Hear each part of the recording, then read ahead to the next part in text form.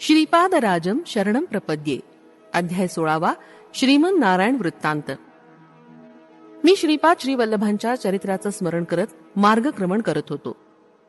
स्वामी कुरुगड्डीला असल्याचं कळल्यापासून माझ्या आनंदाला पारावार उरला नव्हता. त्यांच्या दर्शनाची ओढ क्षणोक्षणी वाढतच होती. मार्गात एक उसाचं शेत दिसलं. शेतात एक शेतकरी आनंदात बसला होता. शेजारीच उसाचा रस गाळून त्याचा गूळ करण्याचं काम चालू होतं. त्या शेतातील खाटेवर बसलेल्या शेतकऱ्यानं मोठ्या नम्र भावानं मला बोलावून उसाचा रस दिला. तो फारच मधुर रस होता. मी श्रीपादांच्या दर्शनास जात असल्याचं ऐकून त्या शेतकऱ्याला खूप आनंद झाला. तो शेतकरी मला म्हणाला, अहो काका, माझं नाव श्रीमान नारायण मल्लादी. आमचं गाव मल्ल्यादीपुरम होतं, परंतु कालांतरानं त्याचं नाव मल्लादी असं अपभ्रंशानं पडलं.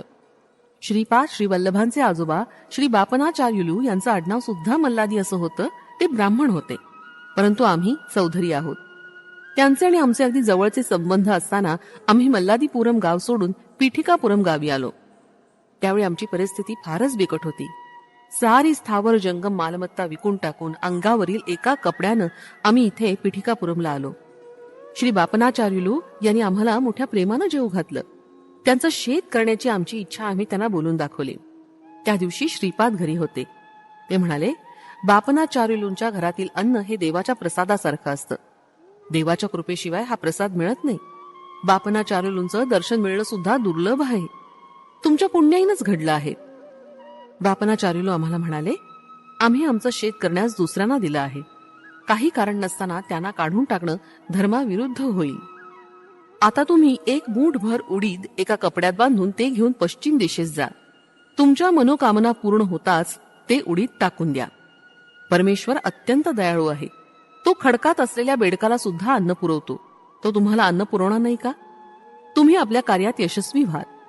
आम्ही जेवण केलं आणि निघताना धोत्राच्या सोग्यात मुठभर उडीद बांधून घेऊन पश्चिमेकडे तोंड करून निघालो.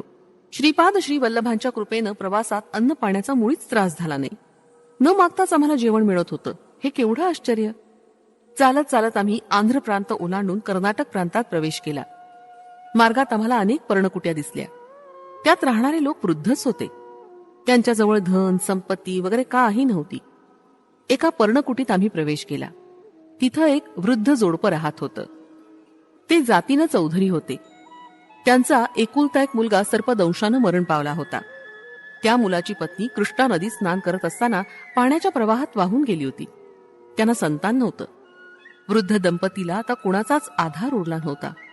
त्यांचे शेजारी मात्र त्यांच्याबरोबर मधुर भाषण करीत आणि वेळोवेळी त्यांना मदत करीत असत. या वृद्ध जोडप्यानं आमचं उत्तम आदरातिथ्य केलं आणि घरी ठेवून घेतलं. जेव्हा जेव्हा आम्ही पुढे जाण्यासाठी निघत असू त्यावेळी काहीतरी अडचण येई आणि आमचं जाणं स्थगित होई. शेवटी एका शुभ मुहूर्तावर आम्ही निघालो. परंतु त्याच वेळी त्या वृद्ध गृहस्थास उलट्यांचा आणि जुलाबाचा त्रास सुरू झाला. तेव्हा आम्हाला राहणं भाग पडलं. 1-2 दिवसात त्या गृहस्थास बरं वाटल्यावर आम्ही पुढच्या प्रवासास निघालो. आमच्या तेथील 4-5 दिवसांच्या वास्तव्यानं त्या वृद्ध कुटुंबाच्या मनात आमच्याविषयी प्रेमभाव उत्पन्न झाला होता. आम्हाला निरोप देताना त्यांच्या डोळ्यात प्रेमाश्रू दाटून आले आणि आम्हीही सजल नेत्रांनी त्यांचा निरोप घेतला. धोत्राच्या सोग्यात बांधलेल्या उडदाला आता वास येऊ लागल्यानं आम्ही ते फेकून दिले. आम्ही त्या वृद्ध दंपतीला मदत करण्याची इच्छा व्यक्त केली, परंतु त्यांनी आमच्याकडून काहीच घेतलं नाही. त्यांची निरीच्छ वृत्ती पाहून आम्हाला अतिशय आश्चर्य वाटलं. त्या वृद्ध दंपतीच्या परिचयाचा एक ज्योतिषी होता. त्याला त्यांनी बोलावलं. तो घरी आल्यावर त्या वृद्ध गृहस्थास म्हणाला, तुमच्या घरी जे आलेले अतिथी आहेत ना, ते अतिशय अमंगळ आहेत. त्यांच्या वास्तव्यानं तुम्हाला दारिद्र्य प्राप्त होईल. त्यांना तुम्ही लवकरात लवकर घालवून द्या. त्यावर ते वृद्ध दंपती म्हणाले, पंडितजी, त्यांच्या वास्तव्यानं आलेल्या दारिद्र्याचा परिहार करण्याचा शास्त्रात काहीतरी उपाय असेल ना, आपण तो सांगावा. त्यासाठी कितीही खर्च झाला तरी आम्ही तो देऊ. त्या अतिथीचं अमंगल्य नष्ट करण्यासाठी जो पूजाविधी असेल तो सांगण्याची कृपा करावी. परमेश्वराच्या इच्छेनंच सारं विश्व चालतं. सर्व देवांना मंत्रांच्या सहाय्यानं प्रसन्न करून घेता येतं. प्रत्यक्ष ब्रह्मास प्रसन्न करून घेण्याचं विधान तुम्ही जाणता. त्यामुळे धर्तीवर तुम्ही ईश्वरच आहात. तुम्ही आमची इच्छा पूर्ण करा, ही विनंती. त्या ज्योतिषाला त्या वृद्ध जोडप्याची विनंती मान्य करण्याखेरीज मार्गच नव्हता. तो ज्योतिषी म्हणाला, धान्य उगवण्यासाठी पाण्याची गरज असते. त्यासाठी पर्जन्य यज्ञाची तयारी कर. यज्ञ करणाऱ्या व्यक्तीला देवतुल्य मानतात. प्रत्यक्ष देव सुद्धा यज्ञ करणाऱ्याची स्तुती करतात. यज्ञाचे 5 प्रकार आहेत: देवयज्ञ, भूतयज्ञ, मनुष्ययज्ञ, ब्रह्मयज्ञ आणि पितृयज्ञ. श्रीपाद श्री वल्लभांच्या लीला अत्यंत अद्भुत आश्चर्यकारक होत्या. त्या वृद्ध दाम्पत्यानं दिलेल्या द्रव्याच्या सहाय्यानं विद्वान ब्राह्मणांद्वारा सर्व कार्यसिद्धीसाठी यज्ञ केला. या यज्ञामुळं आमच्या जन्मपत्रिकेतील सर्व दोषांचं निर्मूलन झालं. त्या वृद्ध दंपतीच्या पुण्याईनं आम्हाला परमपवित्र अशा यज्ञाचं दर्शन घडलं. या यज्ञातील हविष्य इंद्र आणि इतर देवतांना अर्पण केलं होतं. प्रत्येक देवाच्या इच्छेनुसार हविष्याचा भाग देण्यात आला होता. त्या प्रत्येक देवतेनं तोंड भरून आशीर्वाद दिले होते. गाय, वेद, ब्राह्मण, पतिव्रता स्त्रिया, सत्यप्रिय आणि दानशूर लोकांमुळं पृथ्वीचं सृजन कार्य चालतं. शेती करण्यास ज्याप्रमाणे बैलाची नितांत गरज असते, तेवढीच गरज इहलोक सिद्धीसाठी यज्ञयागाची असते आणि तितकीच गरज परलोक सिद्धीसाठी गोमातेची असते.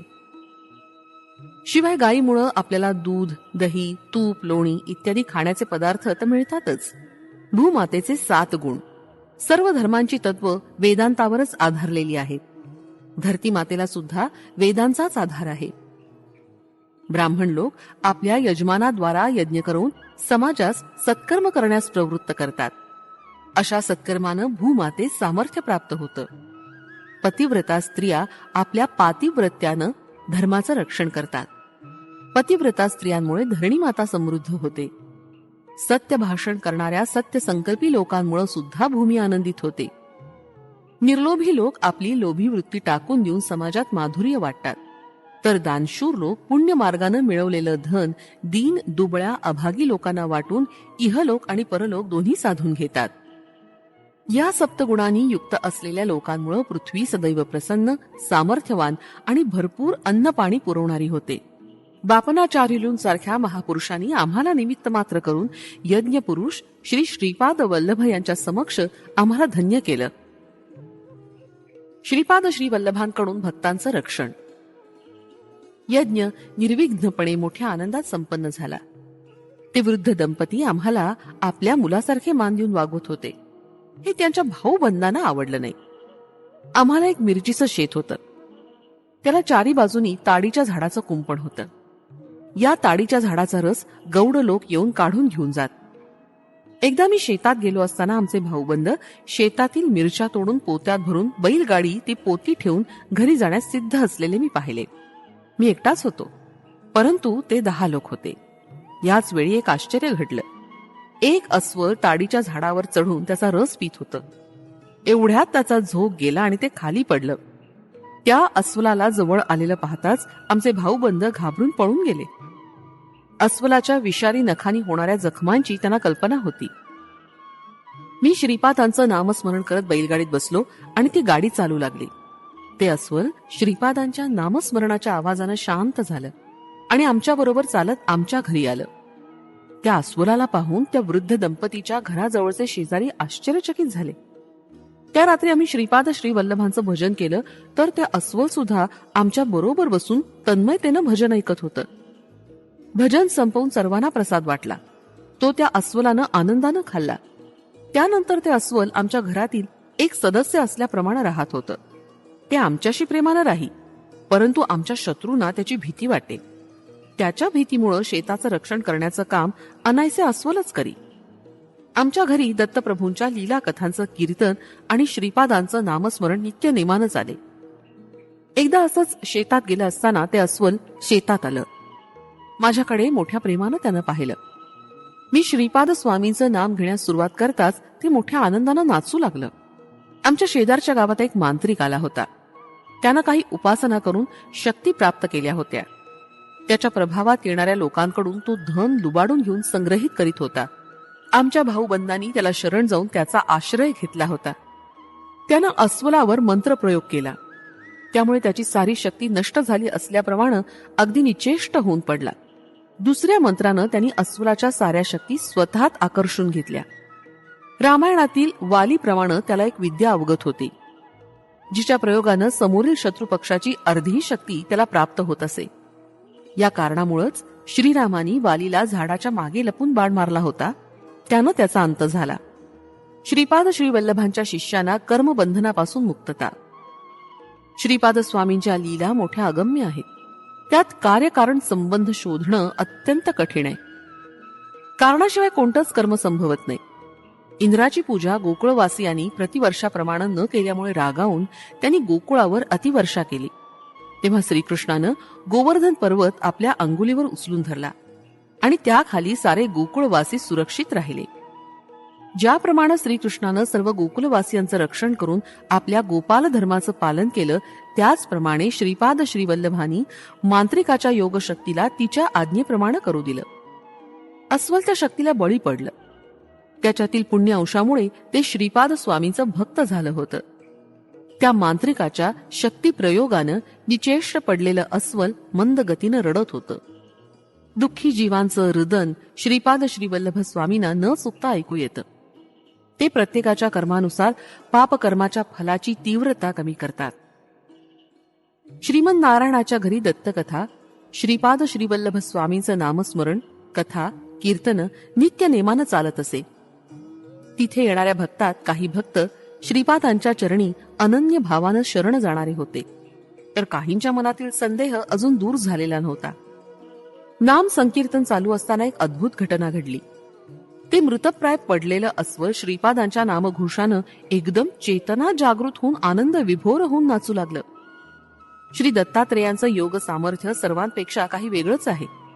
त्यांच्या करुणेनं त्या अस्वलाचं रूपांतर एका मनुष्यात झालं आणि मानव तांत्रिकाचं रूपांतर एका अस्वलात झालं. तेथील लोकांनी त्या अस्वलाला दोरीनं बांधून अरण्यात सोडून दिलं. ते मनुष्यरूपी अस्वल सर्व लोकांना उद्देशून म्हणालं, लोक हो, मी गेल्या जन्मी एक सावकार होतो आणि व्याजावर पैसे देण्याचा व्यवसाय करत होतो.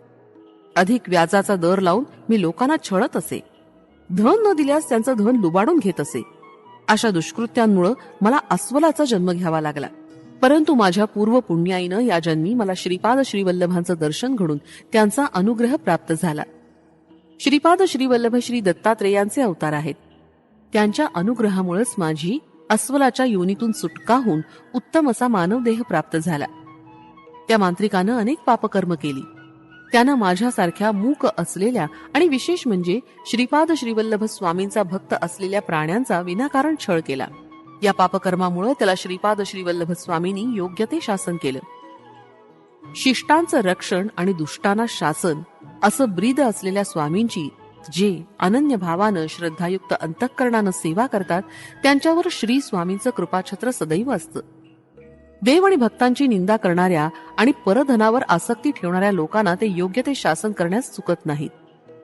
आपल्या पापकर्मांवर पश्चाताप होऊन आणि योग्य ती शिक्षा भोगल्यानंतर काही दुष्ट लोक स्वामींचे भक्त झाल्याची उदाहरणं आहेत.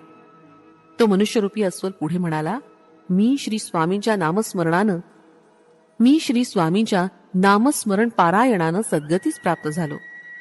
मला मानवी देह मिळालेला पाहून सर्व भक्तगणांना अत्यंत आश्चर्य वाटलं आणि आनंदही झाला. ते श्री स्वामींचा मोठ्यानं जय जयकार करू लागले. हे नामसंकीर्तन चालू असताना एक अद्भुत घटना घडली.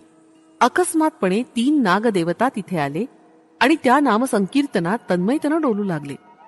याच वेळी त्या मनुष्यरूपी अस्वलाचे प्राण पंचतत्वात विलीन झाले. तिथं आलेल्या नागांनी त्या मृतदेहास 3 प्रदक्षिणा घातल्या आणि ते निघून गेले.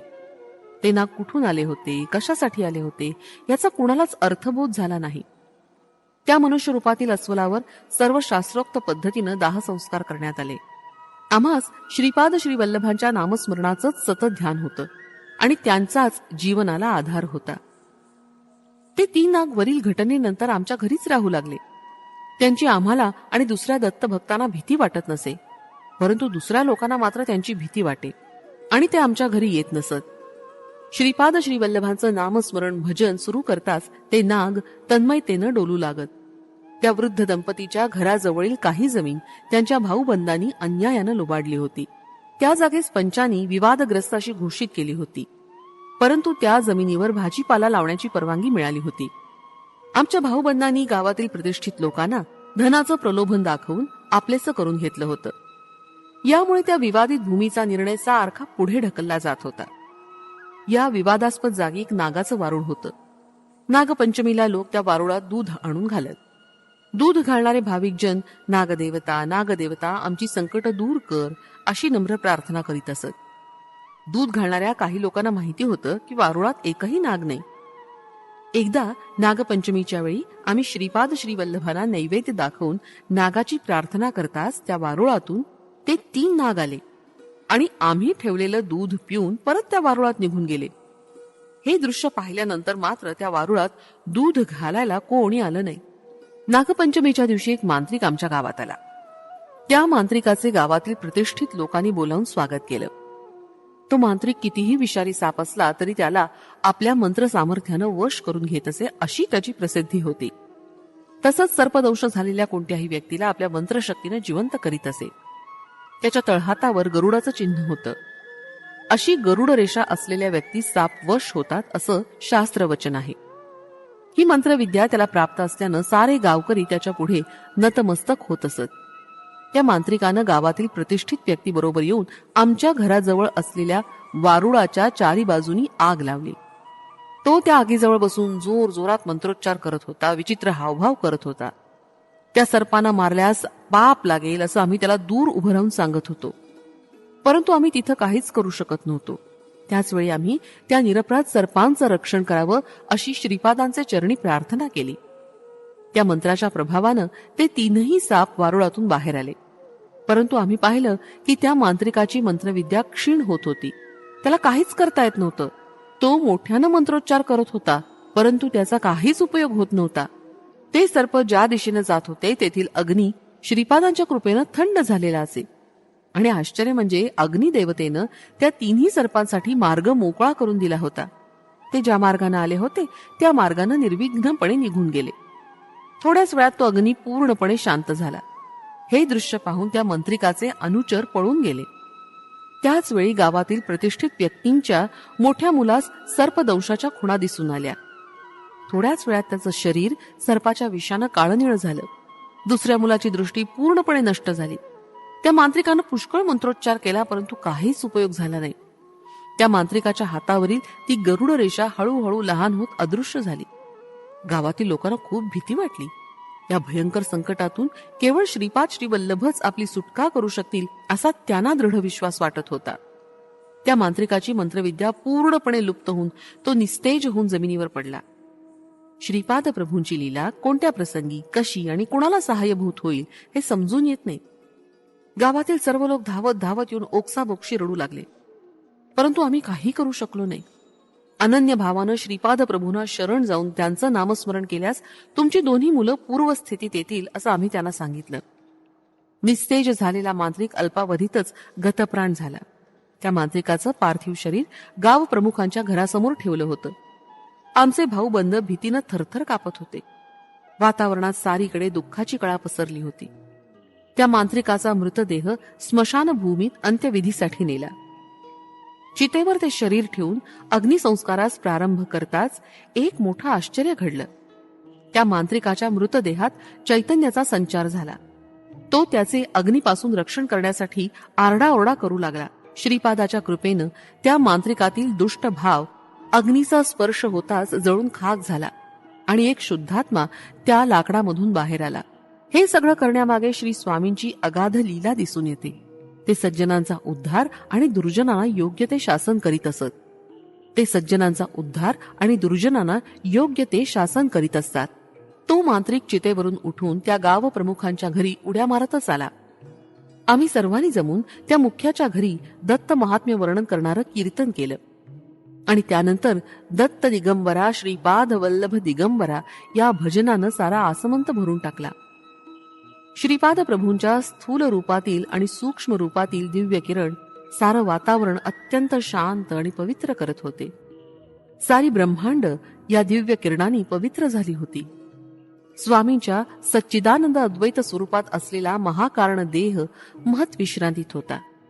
त्यातून निघणारे दिव्य किरण सायुज्य, सालोक्य आणि सामिप्य मुक्ती प्रदान करणारे होते. अवधूत, अंशावतार आणि महासिद्धी प्राप्त महायोगी सुद्धा या दिव्य किरणांनी पवित्र होत होते. श्रीपादांचे अत्यंत श्रद्धा आणि भक्तियुक्त अंतःकरणानं नामस्मरण केल्यास अगोचर असलेले स्वामी प्रकट होऊन सर्वांना दर्शन देत. लहान बाळास आपल्या आईच्या कुशीत जसं आल्हाददायक आरामदायक वाटतं, तसंच श्रीपादांच्या चरणावर नतमस्तक होणाऱ्या भक्तांना वाटत असे. अत्यंत पापी असलेला तो मांत्रिक श्रीपाद वल्लभांच्या नामस्मरणाच्या संकीर्तनात रंगून गेला. त्याला श्रीपाद वल्लभ दिगंबर अवस्थेत असल्यासारखे दिसत होते. त्याला वाटलं की आपण केलेल्या पापांचं कर्मफल म्हणून आपल्या स्वामी तसे दिसतायत. कितीतरी सर्पांची त्यानं आपल्या मंत्रविद्येनं आहुती दिली. अनेक महान संन्यासी आणि दिगंबर विभूतींना त्यानं त्रास दिला होता. या सर्वांचा त्याला पश्चाताप झाला होता. त्याला श्रीपाद प्रभूंच्या दिव्य स्वरूपाची कल्पना आली होती. तो श्रीपादांच्या चरणांवर नतमस्तक झाला. जेव्हा त्याच्या मनाचं परिवर्तन झालं तेव्हा त्याचा द्वेषाग्नी शांत झाला. श्रीपाद प्रभूंनी आपलं उत्तरीय त्याला पांघरण्यास दिलं. ते घेतल्यावर तो मांत्रिक अत्यंत आनंदानं नाचू लागला. सूर्योदय होण्यापूर्वीच त्या ग्रामप्रमुखाच्या धाकट्या मुलास उत्तम दृष्टी प्राप्त झाली. श्रीपाद प्रभूंच्या नैवेद्याच्या दुधानं मोठ्या मुलास शुद्ध आले आणि थोड्या वेळातच तो पूर्ववत निरोगी झाला.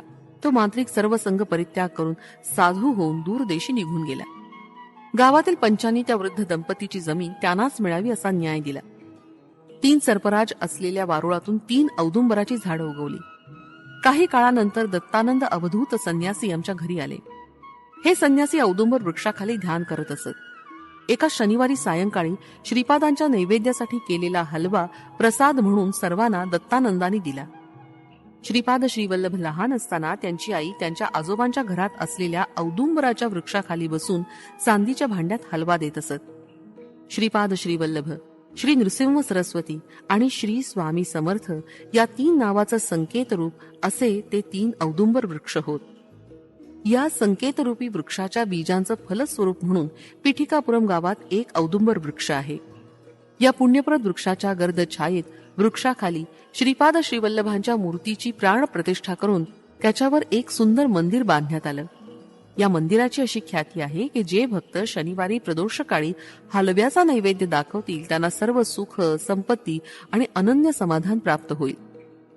श्रीपाद श्रीवल्लभांचा हा वृत्तांत ऐकून माझी भक्ती अजूनच दृढ झाली आणि मी पुढच्या प्रवासासाठी कुरुगड्डीच्या दिशेनं निघालो. श्रीपाद श्रीवल्लभांचा जय जयकार असो. फलश्रुती, धनाकर्षण, शक्तिवृद्धी.